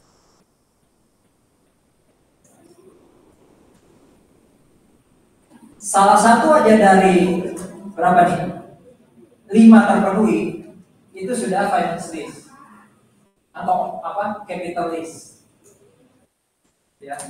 Tapi kalau 5-5-nya nggak terpenuhi, jadi apa tadi? Operating risk. Sekarang kita dari sisi lessor loh ya, sekali lagi ya. Kalau tadi kan lesi. 1, ada nggak pemindahan kepemilikan? Kalau ada, oh itu sudah pasti finance lease atau capital lease. Ada nggak penawaran hak opsi kepada lessee? Hak opsi itu tadi ya, untuk memperpanjang sewa atau membeli aset. Jadi di akhir masa sewa, kalau lessee pengen beli aset, dia harus beli opsi. Kalau ada hak opsi kepada lessee, itu capital lease. Entah lessee beli hak opsinya atau enggak, itu lain masalah. Pokoknya kalau lessor bilang, lessee, ini ada dokumen namanya opsi untuk beli aset kalau masa sewa habis. Ya. Selama ada hak opsi, itu juga capital lease. Apakah lessee beli atau tidak, buat lessor itu tetap capital lease. Nomor 3. Lease-nya dibandingkan dengan useful life itu mayoritas. Jadi kalau useful life 10 tahun, lease-nya 8 tahun, 8/10 itu lebih dari 75%. Itu sudah pasti capital lease. Apalagi kalau lease-nya sama kayak useful life, sudah pasti capital lease. Tapi kalau useful life 10, lease-nya 6, syarat ini nggak terpenuhi. Jadi lihat syarat lain, ada nggak yang terpenuhi? Kalau semua enggak kan tadi operatif. Syarat lainnya adalah PV-nya. Bandingkan dengan fair value. Tadi ada soal fair value 60.000 ya. Kalau PV-nya ternyata berapa? 90% dari 60.000. 54. PV-nya ternyata 54, ya. Wah itu sudah pasti apa? Capital lease. Tapi kalau PV-nya rendah di bawah 54.000, 90 kali 50, 60.000 kali 90% kan 54. Maka syarat ini nggak terpenuhi. Pak, kalau nggak salah tadi ilustrasi 4 atau 3, fair value-nya 60, PV-nya 49, betul ya? Coba lihat. Berarti syarat ini nggak terpenuhi. Bisa jadi syarat lain terpenuhi. Mungkin ini sama. Useful life dan lease-nya sama. Ya sudah salah satu terpenuhi aja kena cek. Itu capital lease. Atau syarat yang ini. Oh bukan ini 6 ya. 1, 2, 3, oh tetap 5 ya. Atau yang ini nih. Aset yang disewakan itu sangat spesifik, nggak ada gantinya. Jadi lessee pasti akan sewa itu. Dia mau cari yang lain, beda speknya. Kalau itu yang terjadi, mau yang atas dipenuhi atau enggak, sudah pasti capital lease. Tapi soal-soal kita sudah pasti ngomong ya capital atau operating. Ya kan dari tadi kan ngomong ini capital lease, ini finance lease. Kecuali ada soal khusus yang ngasih syarat-syaratnya, ini semua dilihat. Ini ya, kalau yes pasti capital lease. Kalau semuanya no consulting ya operating. Lease payment sama kayak teorinya lessee tadi, ya. Nah, finance lease rupanya dari kacamatanya lessor itu dibagi dua lagi. Jadi kalau lessee tadi memandang leasing hanya dua kan, lessee hanya finance atau capital dan operating. Kalau lessor sama sih pada intinya, ada finance, ada operating. Ya. Tapi finance-nya dia bagi dua lagi. Ada yang direct, nih. Ada yang sales type.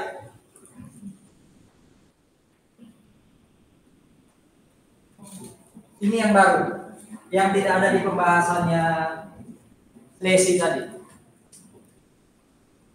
Jadi sebenarnya yang kita pelajari tadi finance lease dari sisi lessee itu direct finance lease. Nah pertanyaannya apa itu sales type lease? Sales type lease itu terjadi kalau fair value dengan book value beda. Maksudnya gini, sekarang kan kita dari sisi lessor ya. Saya beli asetnya 100.000. Ya, berarti fair value-nya 100.000. Oke. Tapi kemudian ya di pasar nilainya ternyata lebih dari 100.000. Ada perbedaan antara fair value dan book value. Nah itu berarti sebenarnya sales type lease. Atau nilai aset 100.000 saya sewa sehingga nanti saya bisa dapat duit 120.000. Berarti ada apa? Ada margin kan di situ. Itu kan sama kayak jual barang. Makanya disebut leasing, tapi sebenarnya bagian dari penjualan. Itu yang tadi salah satu keuntungannya leasing buat lessor apa? Bisa memicu terjadinya penjualan. Jadi kalau sampai di soal, tadi kita belum ketemu sama sekali. Kalau sampai di soal ada perbedaan antara cost atau book value aset dengan fair value-nya, oh itu sales type list. Logikanya dibalik loh ya. Kalau tadi cash payment berarti sekarang buat lessor apa? Cash receipt. Kalau tadi interest expense berarti apa? Interest revenue. Kalau tadi lease liability, sekarang kita berarti lease apa? Buat lessor apa istilahnya? Utang, berarti lease receivable. Dibalik logikanya.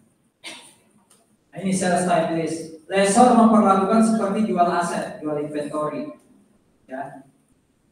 Jadi lessor mengakui lease receivable, dia hapus lease asetnya. Ya, lease asetnya hilang. Nah, ini lease receivable. Lease receivable sama ya kayak lease liability ya. PV dari pembayaran setiap periode ditambah dengan residual value. Bedanya adalah, coba lihat. Bedanya adalah apa bedanya? Kalau ini kan sama kayak waktu Desi tadi mempresent value kan lease liability-nya, betul? Kalau ini apa bedanya dengan punya Desi? Lesi hanya mempresent value kan kalau residual value-nya warranty, iya kan? Kalau ini dua-duanya di present value kan? Berarti bisa nggak hitungan lease receivable dan lease liability beda? Bisa dong. Karena ini kan dua-duanya di present value. Kalau si lesi tadi apalagi yang warranty itu saksi berapa? 4 atau 3 tadi. 4 ya, kan nggak di present value kan? Itu bedanya, ya. Ayo, ilustrasi 5. Kita dari lessor, CNH dan Ivanhoe tadi bla bla bla transaksi. Lease term 5 tahun, leasing non cancelable. Nah, fair value-nya 100.000, ya. Fair value-nya 100.000. Estimasi residual value-nya 5.000 warranty. Buat lessor sekali lagi ini jadi tidak relevan kalau mau di present value kan. Mau warranty atau garanti 5.000 ini selalu di present value kan. Nah, di sini dilihat nih. Rupanya cost-nya 85. Berarti kalau fair value-nya itu 100, sebenarnya ada selisih 15.000 jadi kayak gross profit ya kan. Berarti ini sales type list. Bukan direct finance list. Kalau direct finance list, ini cost-nya nggak perlu disebut apa cost-nya sama dengan 100.000. Ya. Dari sisi lesi nggak peduli dia, mau itu sales type list atau direct finance list. Lesi tahunya cuma apa? Finance list. Paham ya? Yang tahu itu sales type atau direct finance itu adalah lessor. Ya. Punyanya lessor tadi kan 4%. Ini loh caranya ketemu 2711. Caranya adalah gini. Tadi kan ilustrasi 1 langsung tahu 2711 ya. Caranya gini. Ada residual value di ujung. Itu di present value kan single sum. Pakai tabel 2. Present value single sum. Ketemu 4109. Itu dulu jelas ya. 4109 jelas ya. Oke. Sekarang asetnya kalau hari ini dijual dia bisa dapat uang berapa menurut soal? 100 kan? Karena kan fair value itu berarti harga hari itu kalau dijual 100. Sekarang yang dia lakukan adalah saya itu mau narik duit berapa sih dari lesi saya? Karena saya sudah pasti nanti dapat 4109. Saya sudah pasti dapat 5.000 di ujung. Oke, berapa lease term yang masuk akal supaya dia tertarik nyewa aset saya? Kalau 100.000 yang saya present value kan, berarti kan lebih mahal ya. Ya kan? Akhirnya caranya dia present value adalah dia kurangi dulu 100.000 dengan 4109. Karena logikanya dia masih dapat 4109. Betul? Maksudnya logika berpikirnya ya. Kalau dijual dia bisa dapat 100.000. Kalau dia mau sewa bisa dapat 100.000. Caranya gimana? Kurangi dulu 4109. Oke? Dia kurangi 4109 sehingga yang dia tarik dari lesi itu harusnya adalah 95890. Rumusnya Ceter 6 kan ngomong gini ya. PV AD sama dengan R dikali PVF AD I persen N. Betul ya? Kan rumusnya gini ya. PV AD-nya udah ada jawabannya nggak? PV AD-nya kan ini 95 890. Yang mau dicari kan ini.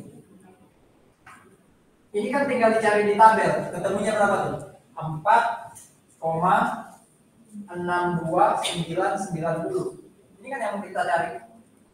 Berarti R ini berapa? Cara hitungnya gimana? 95890 dibagi 4,62990. Ketemu kan itu 20.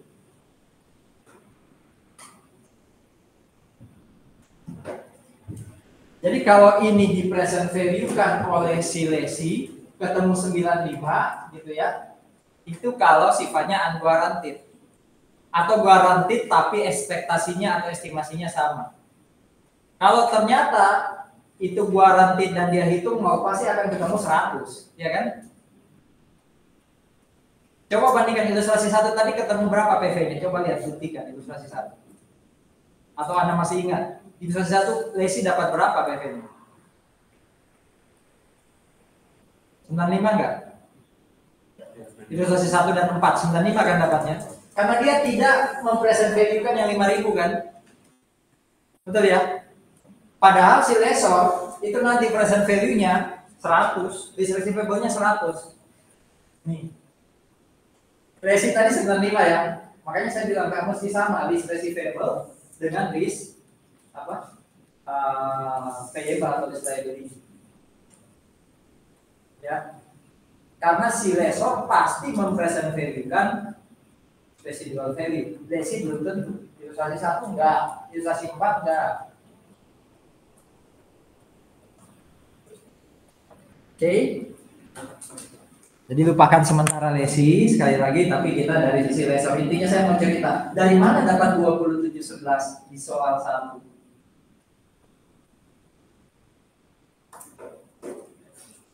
Kayaknya ya kalau nggak salah punya Anda itu dari lesor dulu deh.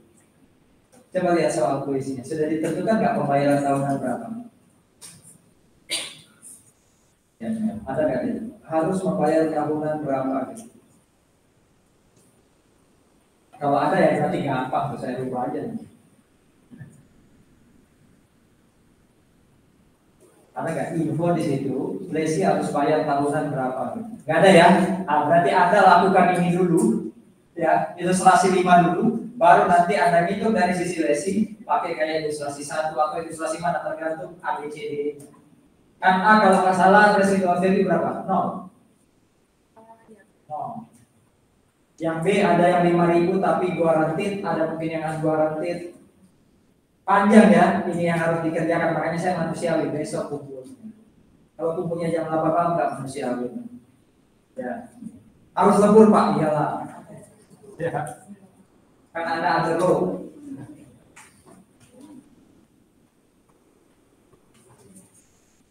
Itu ya. Jadi ilustrasi 1 terjawab. Oh dari sini dapatnya. Jadi saya gabungkan soal ilustrasi 5 dan ilustrasi 1, ilustrasi 2 atau 3. Nah ini jurnalnya dari sisi lesor. Lease receivable sales revenue, ya. Jadi kayak jualan barang ini. Kalau ini dapat dari mana 85? Kan tadi ada di soal. 85 itu apa? Harga beli. Cost-nya, ya kan?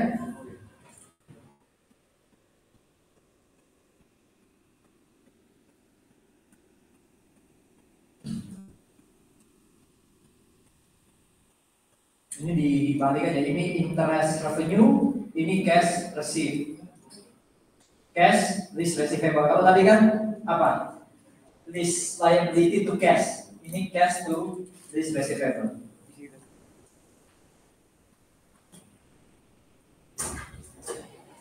Ini semua jurnal-jurnalnya sudah saya sediakan, tapi ini bisa dilihat di dalam. Ya. Tapi ada salah, jurnalnya nanti bisa salah. Salah satu permintaan saya juga bikin jurnal ya.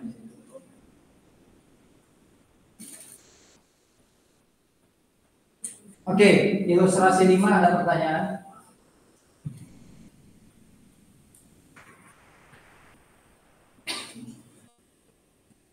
Ilustrasi 6.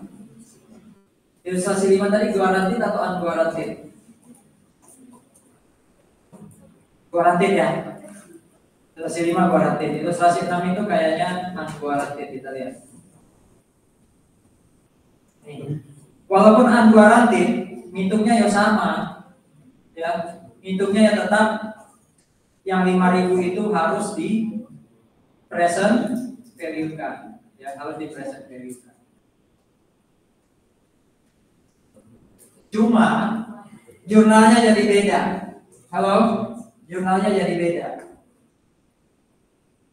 List receivable kalau guaranteed itu 100.000. Sama sih dengan unguaranteed. Sama-sama 100.000 karena semuanya di present value kan. Sama ya. Jurnal yang berbeda itu di sini. Antara guaranteed dan unguaranteed. Sales price-nya kalau tadi kan sales revenue 100.000 ya. Ini sales price-nya 95.890. Jadi dikurangi dengan present value-nya residual value. Ya, present value-nya residual value. Nah, COGS juga demikian. Dikurangi, pokoknya semua itu dikurangi dengan present value-nya residual value.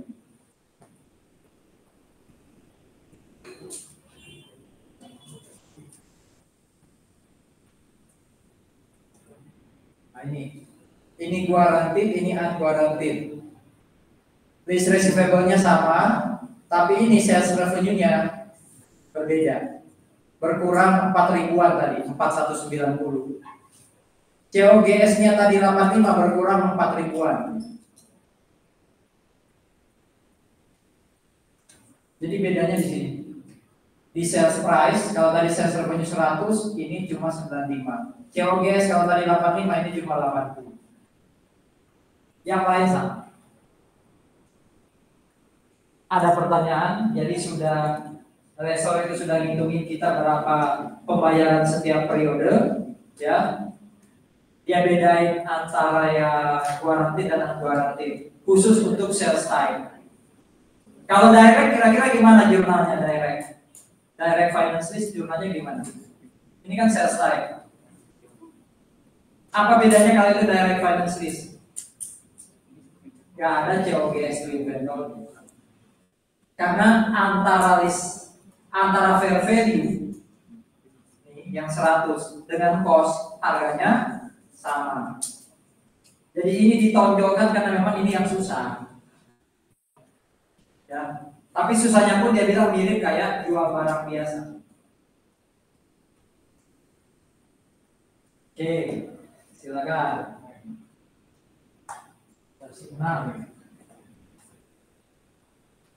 Bagaimana kalau itu operating list? Kalau tadi kan prepaid to cash, lalu rent expense to prepaid. Berarti ini dibalik aja, cash to unearned, nanti akhir periode unearned to rent revenue. Ya. Ini nggak ada jurnalnya ya.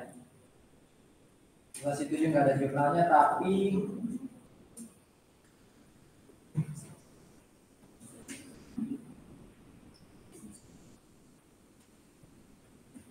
Ini apakah operating list? Coba lihatin dong ilustrasi 7 ini mirip kayak ilustrasi berapa biar kita langsung tahu hitung-hitungannya.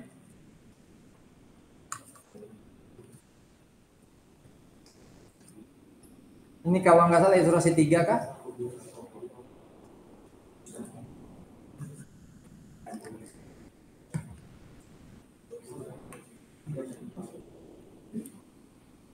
Saya lupa ini kenapa nggak saya kasih kuncinya apa ya?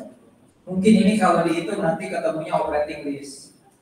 Kalau ketemu operating list, berarti angka ini saudara-saudara, angka ini yaitu rent revenue.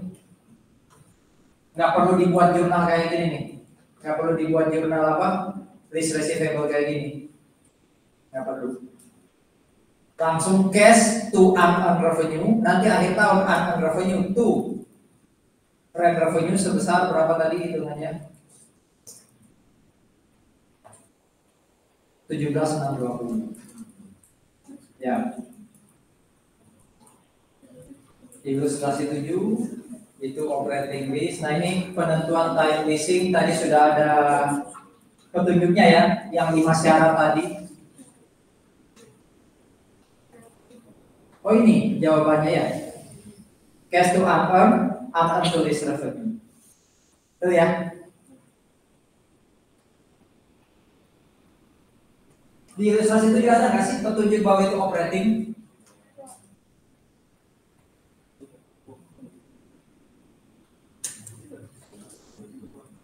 Tahun per 5 itu 60%. 60%. Present value-nya? Present value belum tak hitung. Coba hitung. Sebentar.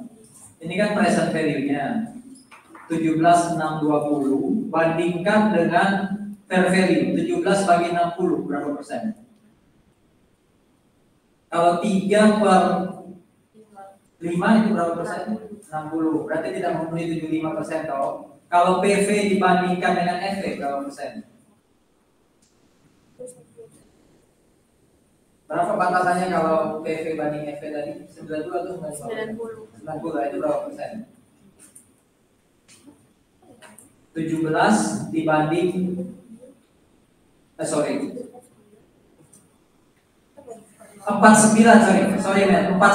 dibanding dengan 60 itu berapa persen? 81. Nah, nggak sampai 90. Ya kan? Ada perpindahan kepemilikan nggak? Nggak ada kata-kata perpindahan kepemilikan. Berarti sudah 3 syarat nggak dipenuhi ya? Syarat apa lagi tadi? Ada hak opsi nggak? Nggak ada kata-kata hak opsi kan di sini. Berarti 4 syarat tidak dipenuhi. Apakah aset ini spesifik? Nggak disebut di soal. Makanya itu yang membuat transaksi sewa ini apa? Operating. Berarti kalaupun ada PV di sini, ada hitungan ini loh. 5 ini ya. Ini pembuktiannya. PV-nya nggak terpenuhi. Ini nggak terpenuhi hanya 60. Ini hanya 83. 81 atau 83. Ya, tidak ada hak opsi, tidak ada perpindahan kepemilikan. Berarti ini operating list. Karena operating list, ya jurnalnya kayak ini. Itu ya.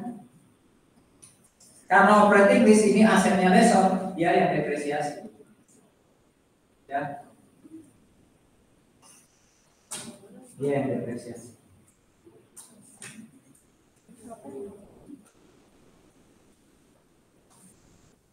Secara prinsip semua informasi tentang leasing sudah saya sampaikan.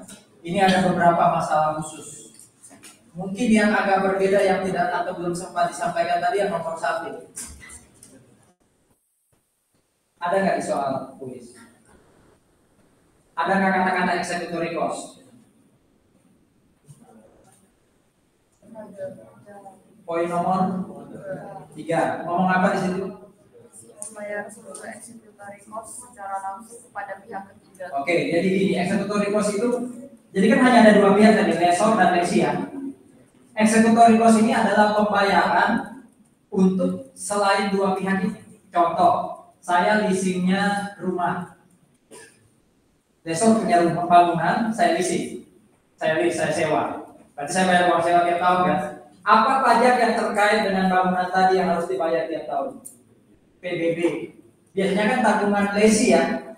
Biasanya yang nanggung yang sewa kan. Nah pertanyaannya, apakah pokoknya itu namanya eksekutori. Jadi ada pembayaran atas satu aset, tapi bukan lesor yang berhak, pihak lain. Contoh tadi PBB. Itu eksekutori cost. Nah, apakah bayar PBB-nya itu saya titip lesor atau saya langsung bayar kepada pihak ketiga? Kalau saya titip lesor, itu berarti masuk dalam rent payment. Berarti kalau tadi kita ketemu berapa? 2711. Nah, si lesor kan itu ketemunya 2711. Tuh ya. Terus ada tambahan PDB dibayar lesi 2000 melalui lesor.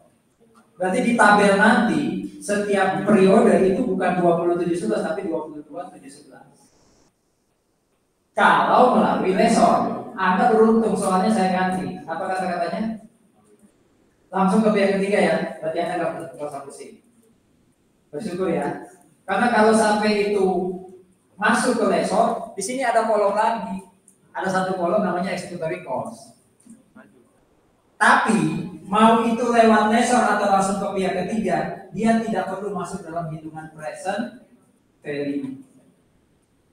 Tadi anggap aja ya, bayarnya 22.711. Ada 2.000 executory cost yang dibayar melalui lesor. Waktu Anda mau PV-kan sebagai resi, 2.000 kurangin dulu. Jadi Anda PV-kan hanya 20.000, yang benar-benar Anda bayar ke lesor. 2.000-nya nggak usah di PV-kan, jelas? Itu executory cost. Itu sih. Yang lain kan ada yang tadi pembahasannya hal-hal khusus tadi. Mana? Lease prepayment sudah. Direct cost sudah, residual value sudah, sales type list, hard option, disclosure. Ini ya, saya melompat apa yang di belakang ada. Wih, semua sudah saya sediain ya, info-infonya ya. Dibaca aja slide tanpa dengar saya ngomong bisa. Jika tercakup dalam pembayaran tetap yang disyaratkan lesor, harus dihitung dalam disclaimer yang menjadi dasar penghitungan lease liability. Kalau kepada pihak ketiga itu diakui sebagai expense. Tapi nanti di present value juga. Jadi tetap masuk dalam kolom, cuma tidak di present value.